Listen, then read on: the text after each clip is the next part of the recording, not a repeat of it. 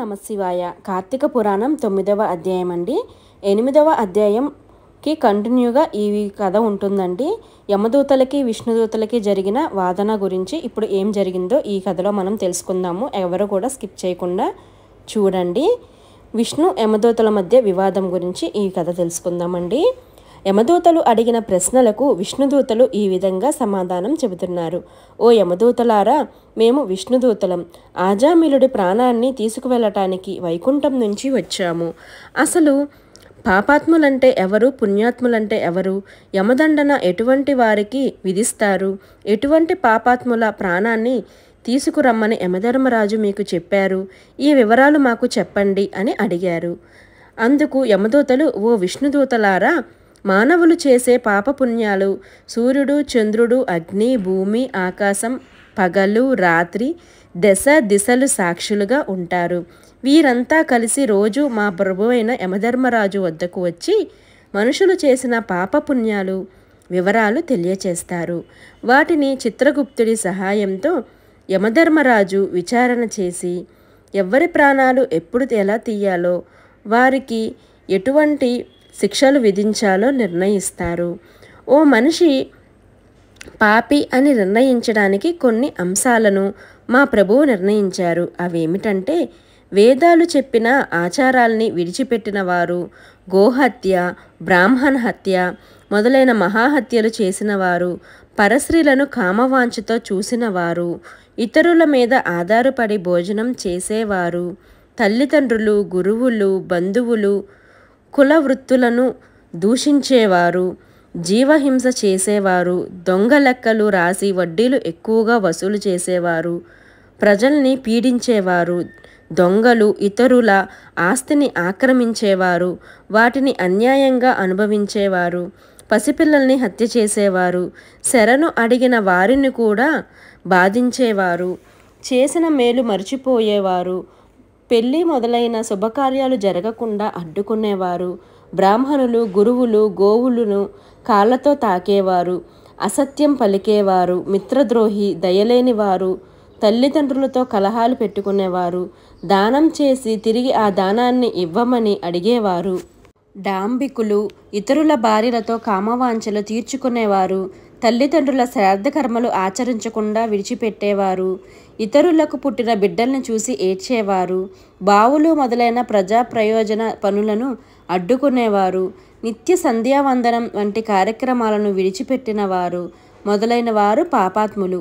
వీరు మరణించగానే నరకలోకానికి తీసుకువెళ్ళి మా ప్రభువు ముందు ప్రవేశపెట్టాలి. ఇది మా మహారాజు ఆజ్ఞ అన్నారు యమదూతలు. ఆజామిలుడు చెయ్యని పాపం అంటూ ఏదీ లేదు.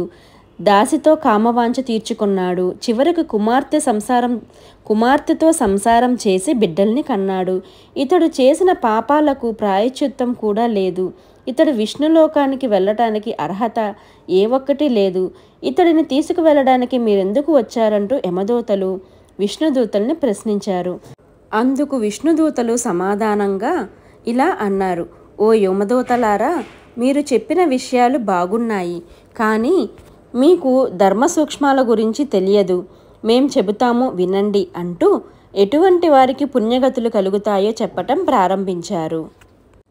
మంచివారితో స్నేహం చేసేవారు, జపం, దాన ధర్మాలు చేసేవారు, అనాథ ప్రేతలకు దహన సంస్కారాలు చేసేవారు, కన్యాదానం, గోదానం, సాలగ్రామ దానం చేసేవారు, ఏ కారణం వల్లైనా సరే దుర్మార్గుల స్నేహాన్ని విడిచిపెట్టి సజ్జనులతో స్నేహం చేసిన వారు, విద్యాదానం చేసేవారు, గురువులు, పరోపకారం చేసేవారు, వివాహం, ఉపనయనం చేయించేవారు, నిత్యం సాలగ్రామానికి అర్చనలు చేసేవారు, భాగవతం చదివేవారు, సక్రమణం సమయంలో శాస్త్రం చెప్పిన విధంగా స్నానం చేసేవారు, తులసీవనాన్ని పెంచేవారు, తటాకాలు తవ్వించేవారు, శివకేశవుల్ని పూజించేవారు, నిరంతరం హరినామస్మరణ చేసేవారు, తెలిసి చేసినా తెలియక చేసిన మరణకాలంలో శివ అని కానీ విష్ణు అని కానీ స్మరించిన వారు పుణ్యాత్ములు.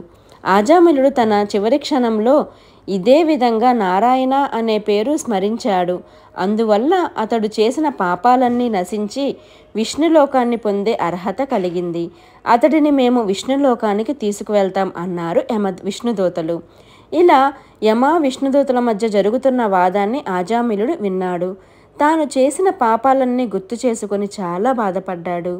పుట్టినరోజు మొదలు ఈ క్షణం వరకు నేను ఏ ఒక్కటి కూడా మంచి పని చెయ్యలేదే, కులాచారాలు విడిచిపెట్టాను, నేనెంత పాపాత్ముడిని, కుమారుడి మీద ప్రేమతో నారాయణ అని పిలిచినందుకే నా పాపాలన్నీ పోయాయా, ఎంత ఆశ్చర్యం, ఇదంతా నా తల్లిదండ్రులు చేసిన పుణ్యం తప్ప మరొకటి కాదు, వారి పుణ్యమే నన్ను రక్షించింది అంటూ హరినామాన్ని స్మరించడం ప్రారంభించాడు. విష్ణుదూతలు తెచ్చిన విమానం ఎక్కి వైకుంఠానికి చేరుకున్నాడు. కాబట్టి జనక మహారాజా, తెలిసి ముట్టుకున్నా తెలియక ముట్టుకున్నా నిప్పు ఎలాగైతే చేతిని కాలుస్తుందో అలాగే తెలిసి చేసినా తెలియక చేసిన పుణ్యఫలితం కూడా మన వెంటే వస్తుంది అంటూ వివరించాడు వశిష్ఠ మహర్షి. స్కాంద పురాణంలో వశిష్ఠ మహర్షి చెప్పిన కార్తీక మాస వ్రత మహత్యంలోని 9వ అధ్యాయం సమాప్తం. చూశారుగా, ఎప్పుడూ కూడా మనం హరినామస్మరణ, శివనామస్మరణ, ఓం నమో నారాయణ, ఓం నమ శివాయ, ఇలా మంత్రాన్ని మనం ఎప్పుడు నాలుక మీద అంటుకుంటూ ఉండాలి. ఏ క్షణం ఏ ఆపద వచ్చినా నమో నారాయణ, నమో వెంకటేశ, ఓం నమ శివాయ, శ్రీమాత్రే నమః, ఇలా మంత్రాన్ని మనం ఎప్పుడు కూడా స్మరించుకుంటూ ఉండాలి. మనకి వచ్చిన ఏ ఆపదనైనా సరే ఆ భగవంతుడే చూసుకుంటాడు.